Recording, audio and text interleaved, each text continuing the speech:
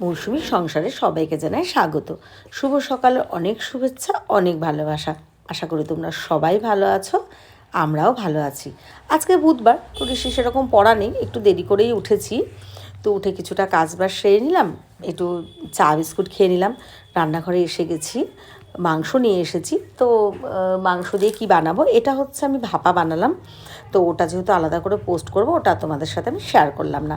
এবার একটু মাংস বানিয়ে নিচ্ছি। এমনি তো সবসময় কষা মাংস, মটন চাপ এইসব তো কদিন ধরে হয়েছে। তো আজকে না একটু বেশ ঝোল মতো বানাবো, মানে একটা পাতলা ঝোল, একদম হালকা রান্না হবে, নর্মাল। তো সেই রান্নাটা করে নিচ্ছি। আর ওদিকে ঋষি একটু পড়াশোনা করছে, ঋষির কাজগুলো করছে। দেখতেই পাচ্ছ ঝোলটা যে ফোটাচ্ছি, একদম পাতলা একটুখানি।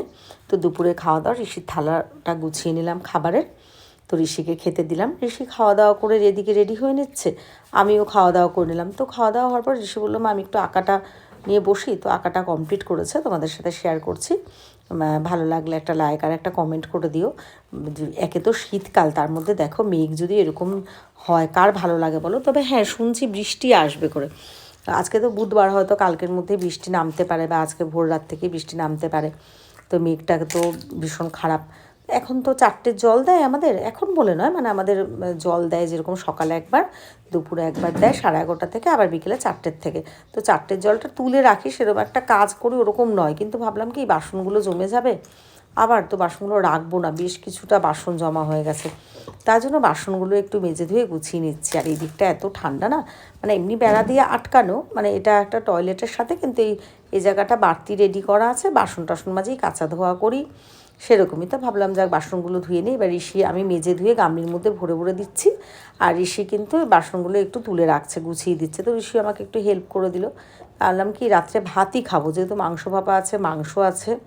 তো ওই জন্য চালটা ধুয়ে একটু গুছিয়ে রাখছি। চালটা একটু ধুয়ে জানো ভিজিয়ে রাখলে ভাতটা বেশ ভালো হয়, ঝরা হয়। মানে আমি কিন্তু এইভাবেই করি, তোমরা যদি কেউ না করে থাকো একবার করে দেখো, চালটা একটু ভিজিয়ে কিছুক্ষণ রেখে তারপরে ভাতটা করো, দেখো ভাতটা বেশ ভালো হবে। তো এখন তো সন্ধ্যা হয়ে গেছে, আমি রেডি হয়ে রান্নাঘরে এসে গেছি। এই দেখো, এটা মাংস ভাপা, পুরো রেসিপিটা দেবো, মৌসুমী রান্নাঘরেও দেবো, আর ফেসবুকেও দেবো, তোমাদের ভালো লাগলে দেখে নিও। রাতের জন্য একটু পাঁপড় ভেজে নিচ্ছি, ডাল সেদ্ধ করেছি, পাঁপড় ভাজা, আর 2 রকম মাংস ভাপা, মাংস সবই আছে। আমার না ইচ্ছা করছে না মাংসগুলো খেতে, তাই জন্য আমি আমার জন্য একটু টমেটো, পেঁয়াজ এসব কেটে নিলাম, আর মাংস ভাপা, মাংস, ডাল সেদ্ধ সব গুছিয়ে নিলাম। তো আমরা রাত্রে তাড়াতাড়ি করে ঋষি আর আমি খেয়ে নেবো এখন। আজকের ব্লগটা এখানেই শেষ করছি।